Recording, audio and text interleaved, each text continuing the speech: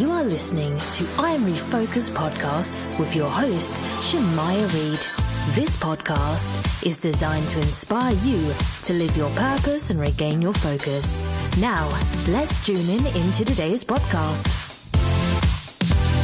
Hey, this is I Am Refocused podcast. You already know what time it is. It is Thursday once again. We are here at Rockefeller's Barbershop. Shout out to the owner, Rico Rodriguez.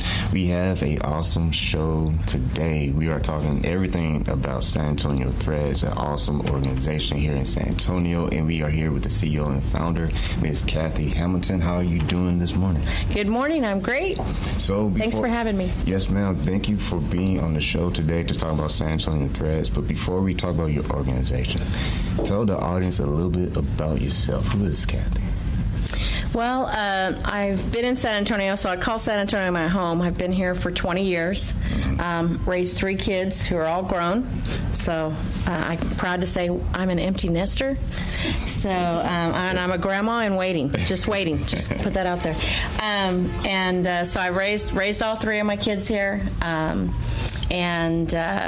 I kind of got started. I've always helped our community. My kids were always in Girl Scouts, Boy Scouts. You know, you always find yourself wanting to give back to the community. Yeah. When my kids were getting a little bit older, they didn't need me as much. So I took that volunteering to a different level, and I checked out our local CASA, Child Advocate San Antonio. And I became a court-appointed special advocate, or a CASA advocate, in 2010 through 2015. And I just wanted to get involved with what was going on in our city with kids being brought into foster care, abuse, neglect, and that whole everything. And when you were doing that, what was the typical day like? What was the routine? Well, after you go through all your training, get a supervisor, you choose a case. It's kind of like being a news reporter. It's kind of what I felt like I was, because you're on a fact-finding mission. Yeah. You choose a case, could have 1, 2, 3, 4 kids on it, and you start trying to figure out what's going on with these kids. And the whole time in the back of your mind, you're thinking, permanency. How are you going to get them home? Whether that's back home with their parents, an aunt, a grandma, a relative, or is it going to be adoption? What's going to be the best for these kids? But it was a life-changing experience being someone's CASA, and a privilege to work with these kids that depend on having someone in their life that's stable. And that's a very powerful thing. Any story come to mind, a certain person, a kid that you were helping have a success story?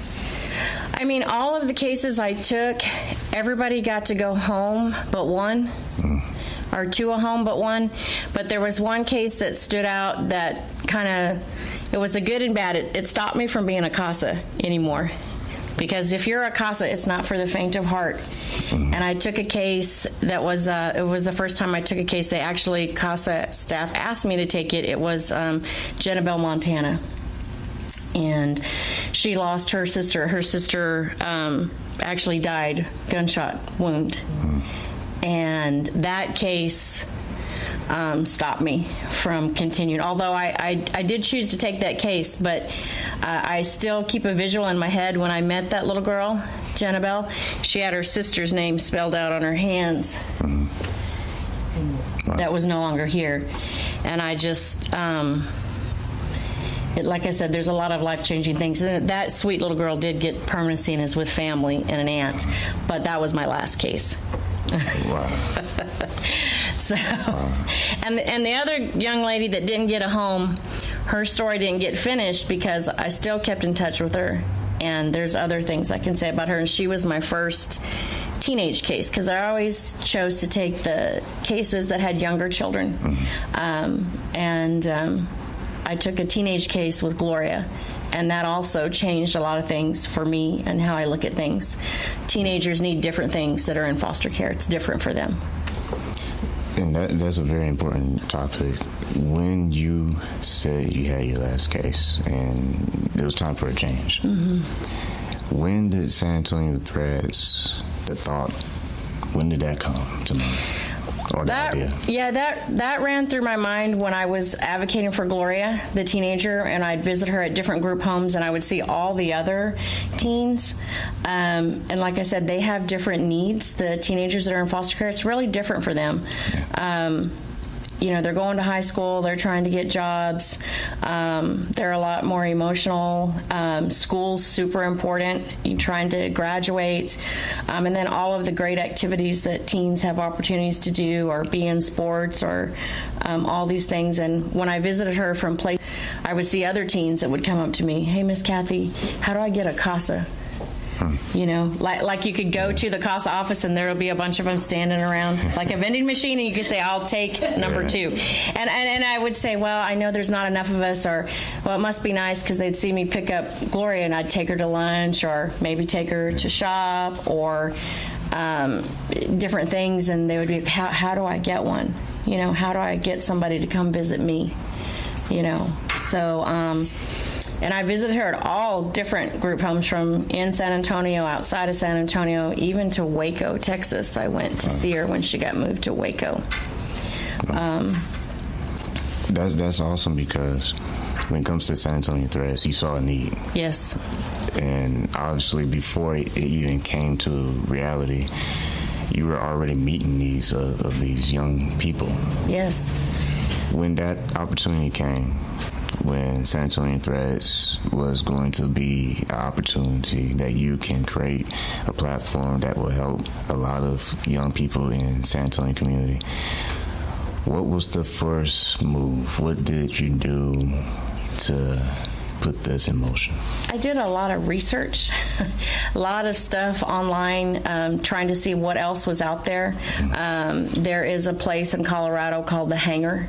There are a lot of foster closets. There's a girl that does Threads for Teens out of California who I initially started kind of trying to work with. So there are similar places. And so I did a lot of research, and then I just said, well, you might as well just get started. So I started raising money online. I started meeting people in parking lots of Walmart and Target, picking up donations. People would drop off a bag of toiletries at my house, or new clothes at my house. So I'd get home, my husband would say, "What is this on the front porch?" I just put it in the garage. And so this is my project. So I just started collecting things at the house, and then would just talk to anybody that I knew. I said, "Hey, this is what I think I'm going to work on. I want to try to make a difference with this need." And San Antonio Threads is really solving a huge problem. It's becoming a resource for those who need it the most. Right. When you started to see people respond to the organization, what was going through your mind? Like, what is the main mission for San Antonio Threads? Well, what goes through our mind, it's always, you always hope that you'll get support, and you hope that, I think this idea is good. I think this will work, but in the back of your mind, like, maybe not, or you run a few hiccups, or you meet people that really weren't meant for you, and so you got to keep going past that and get to the people that are meant for you, and eventually the right people come along. And just, it's amazing to me the people that have stepped up to help us, or that'll do clothing drives, or donate, or share us on, social media pages to help get the word out, because we're serving like 32 different agencies right now. Wow. And I still keep telling her, we are a small nonprofit. We are still grassroots. I am the only full-time employee. I have 2 part-timers, and the rest, we are all volunteer-driven to meet the needs and get to the kids that sometimes literally have nothing. So when people come to this organization, first of all, where can they find you real quick? So you can find us. Our website is sanantoniothreads.org. Anybody can sign up to volunteer there. You can make a donation there. You can refer a teen there. Just go to our website. You can find us on Facebook, Instagram, and Twitter, just as San Antonio Threads. And that's how you can find us. So a person comes to your organization and they want to donate materials. What are the materials that you are in need of right now? So the main difference that we want to tell our community is that everything our kids shop for is new, and that's a new concept for a lot of people. We don't take anything used. Everything's brand new. Something that we need all the time are packaged socks, packaged underwear. Before I even got here today, I had 3 referrals from SISD asking me, we just need underwear and socks for these kids. Or somebody just needs a jacket, or somebody needs size shoes 9.5 before I even got here. So we always need socks, underwear, toiletries. And then depending on the seasons, I don't know if everybody knows, teenagers love hoodies. We need hoodies year round. Just small to extra, extra large is like a comfort item for our youth. They love a good hoodie. So, and then we encourage anybody to come out, if you want to come out and take a tour, come visit us, come talk to us. We're glad that we moved to a new place, a bigger place with no stairs. So we encourage people to come out and see us. We're set up just like a clothing store, so you'll see mannequins and fitting rooms, displays. So we love for the community to come check us out and see what we're doing. Key word you said not too long ago was comfort. Yes. And you are bringing comfort to a specific area in the community that most people may not be aware of the situation of what they're really going through. Right. And talk to us a little bit about that, because you were helping foster kids, and you were helping them. I guess I can say in this way, you were easing the pain of the chapters they currently were in. Right. Tell us a bit more about that and educate the community of these foster kids. Yeah, everybody may not realize, but teens are underserved in our community. A lot of people, especially in foster care, are homeless or referred. You might not realize too, there's a lot of homeless teens attending our public high schools, thousands of them. Yeah.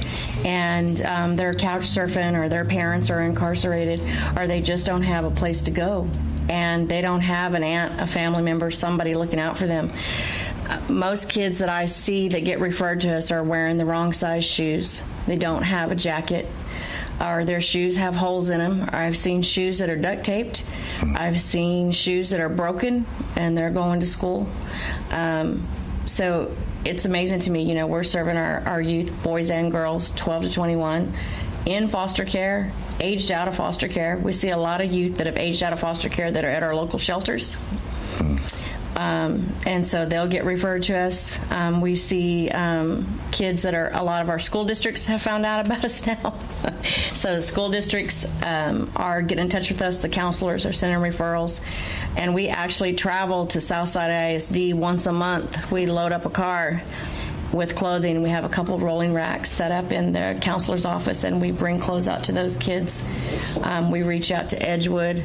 Last December, they had identified 200 kids that didn't have a jacket, that were walking to school with no jacket or coat during the winter. Wow.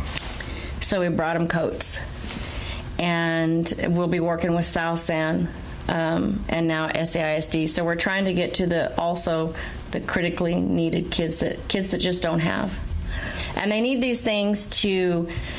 Sometimes it's to be in dress code to go to school. Sometimes it's to replace shoes with holes. But, when you can wear something new and something that fits, you stand a little bit taller. You don't worry about how you look. You feel better about yourself, and you can concentrate on school. Our older youth need clothing to interview. They don't know what business casual is, how to interview for a job. And sometimes our older youth, once they get a job, you have to wear khakis, or you've got to wear a polo, and they don't have the money to do that. Or they might need those slip-proof shoes. We work with Restore Education youth that are trying to get their CNAs, but they don't have the money to get the scrubs. So it's kind of rolled into a lot of things. Once we got started, we were trying to address the foster care situation with our teens, but then there's a lot of things that affect teens and youth in our city that aren't being met. Yeah, there's different elements that you can touch. Yes. When it comes to community, San Antonio, businesses out there, how can they make a donation money-wise? Well, it's good that you asked that. The Big Give is coming up this month. It's March 28th. It's the San Antonio's one day, all day of giving. So you could definitely give that day. You can always visit our website and make a monetary donation, or you can come by, or maybe your business can do a sock drive or a hairbrush drive. You know, maybe whether you're big business, small business, or a church group or a Girl Scout group. I mean, we have different groups do different things for us that all help us stretch our dollar and continue to serve all these youth. We served 1,679 youth last year. Wow. Which was triple what we did the year before. Wow. Well, hopefully it triples again. Hopefully all San Antonio comes out and just really make this go viral, because what San Antonio Threads is doing for the forgotten ones, I mean, it's amazing what you're doing. And coming up on the second half, we're going to dive in even more.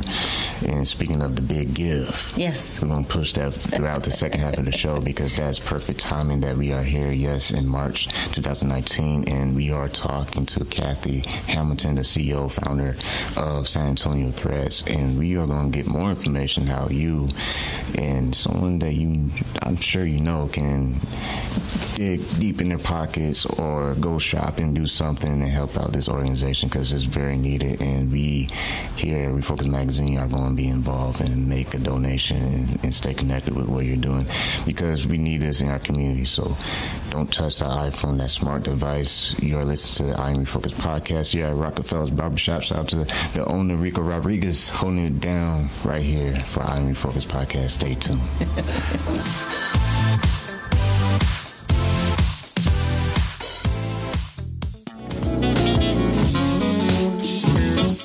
To Rockefeller's Barbershop. This is the day that the Lord has made, and I will be blessed and be glad in Him.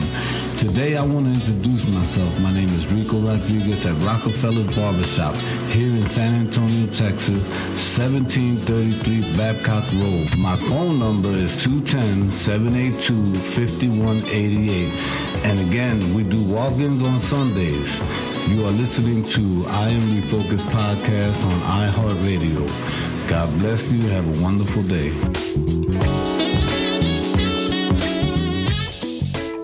Does your website need more traffic? Well, visit overflowcafe.com today. They make websites popular, and over 41,000 people use their service to gain more customers. They are winning our business. What about you? Visit overflowcafe.com today.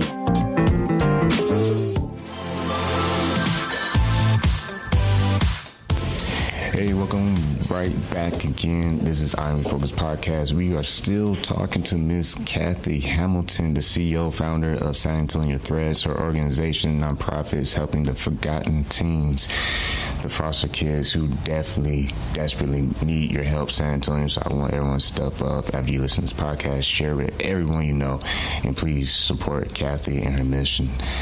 During break, we were talking, and you had a story that I would like you to tell the audience about a foster kid who had the experience of getting new clothes from your organization. Tell us about that story. Okay, sure. So one day we had a scheduled shopper come in the shop, and it was a young girl. And she came in, and we gave her shopping pass like we do all our youth. We give them a shopping pass and say, this is what you're shopping for today. You can choose from all these things. And it's basically 2 complete outfits, package of socks, package of underwear, new pair of shoes, 4 full-size toiletries, makeup items if you want them, a jacket or a hoodie, and a backpack. So she's got her shopping pass. She walked in, and there was a big denim rack. And when you looked at the denim rack, all you seen were tickets and sizes just kind of hanging.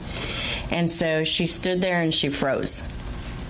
So the volunteers came and got me. Hey, Miss Cathy, come talk to her. She won't move. So I walked over there. I said, hey, how's it going? She's like, Miss, I can't shop here. I said, what do you mean? She pulled out $2 out of her front pocket. And she says, I only got $2. I said, that's okay, because your money's no good here. We do this for you. This is your place. You shop here for free. She says, but Miss, I can't pay you back. I said, you don't have to pay us back. Here's what you do. You choose the clothes you like, the clothes that make you feel good about yourself. You go to school, you get a job, you do better. That's how you pay us back. So she put the money back in her pocket and she shopped. Wow. So that's typical of foster youth that come in because they cannot believe that they can shop in a place where there's a fitting room, mannequins were set up just like a clothing store, and where the items are all brand new. Because many of them, that girl was like 18, she's never shopped for anything new in her whole life. Wow. I mean, San Antonio, I hope you're listening. I hope you're listening. Because I'm stepping in play. I'm donating today. I'm not wasting time. I hope everyone who hears this podcast has that gut feeling that you can help. Yes. Because I think a lot of times we make excuses why we can't help. But if you sacrifice at least a few times, not only will you feel good about it, but you never know what life you're going to change. Yes. And what you're doing for the young people in San Antonio, first of all, thank you.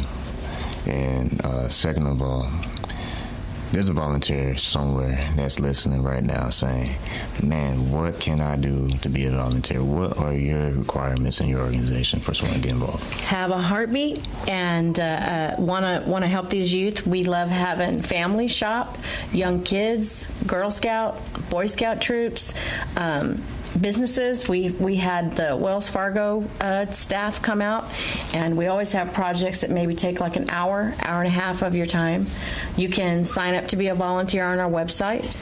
And like I said, we have projects that are just a couple hours. We're open every day, Monday through Friday, half a day on Saturday. Volunteers can help our youth shop. We call them volunteer stylists. Mm-hmm. Volunteers can help us keep our shop stocked, like fill in the shampoo. Volunteers can help dress the mannequins. Volunteers can help us out at events when we're out in the community. There's so many things that volunteers can help do. And it can take just a small amount of your time. Have y'all ever had a fashion show? We actually do. We have a couple of fashion shows coming up. So we have one March 29th with BCFS at Granbury Hills. But we have a big fashion show coming up June 29th with News 4. Nice. With Taylor Mobley. Nice. So that's June 29th. That's going to be our first major fundraiser. So you can check us out on our website and our Facebook page. We'll keep everybody updated on those fashion shows. I'm not surprised. I thought I'd ask that because I just kind of figured this is something serious that you're really doing. So that's awesome. That's awesome. So make sure. Thank you. What's the date again for the big one that you having? June 29th. June 29th. Yes. June 29th. That's going to be a big deal. So person gets involved and they're loving what they're doing with your organization.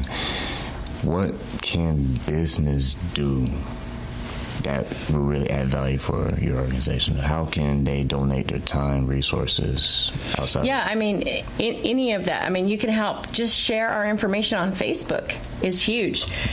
Tell somebody. A lot of people, because we're so new, we'll only be 3 years old this August, and people don't know about us. Community may not know that this is a need. Even if it's your business, like I said, if you did a shoe drive, a hairbrush drive, a toiletry drive, it's your business. Or if your business has a couple hours in the afternoon to come by and help us, we always have projects. We always have something to do. And it makes such a difference with our youth.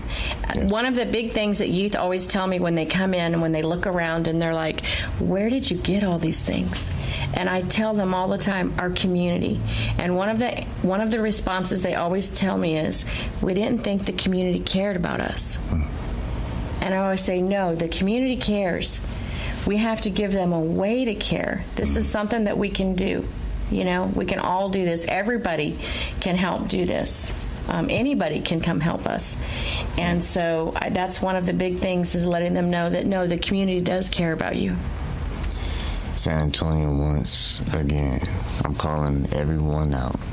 Please, if you can at least share this podcast with 10 people.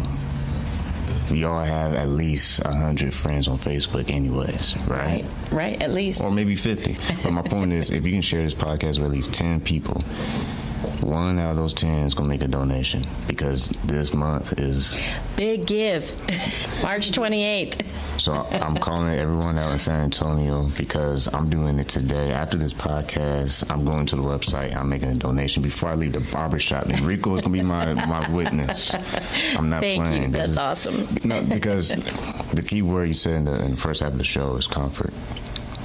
And that's just been like sticking on my mind because these are kids who've been through hell.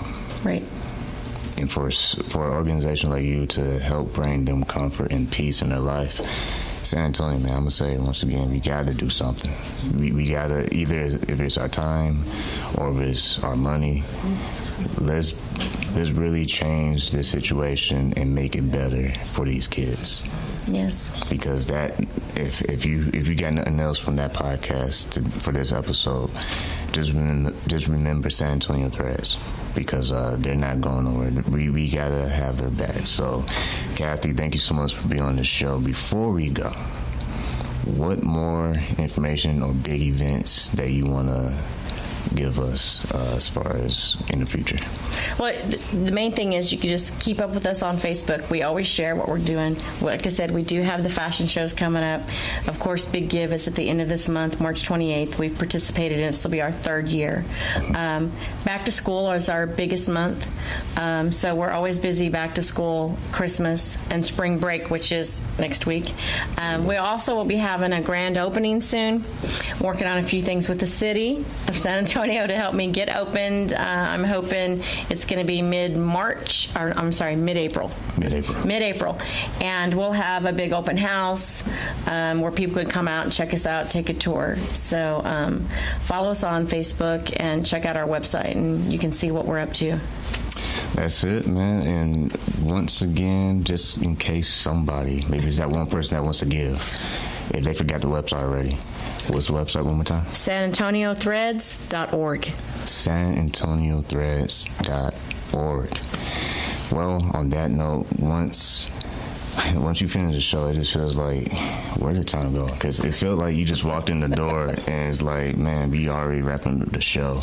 But once again, talking to Cathy Hamilton, the CEO and founder of San Antonio Threads, we want to thank you for coming out of your busy schedule to be on this podcast. Thank you. And shout out to Rico Rodriguez, the owner of Rockefeller's Barbershop, holding it down every single Thursday, man. Every single Thursday. So San Antonio, if you need a haircut, make sure you go to Rockefeller's Barbershop right here in San Antonio, Texas, man. And like we always say on every show, keep God first, stay focused, and peace.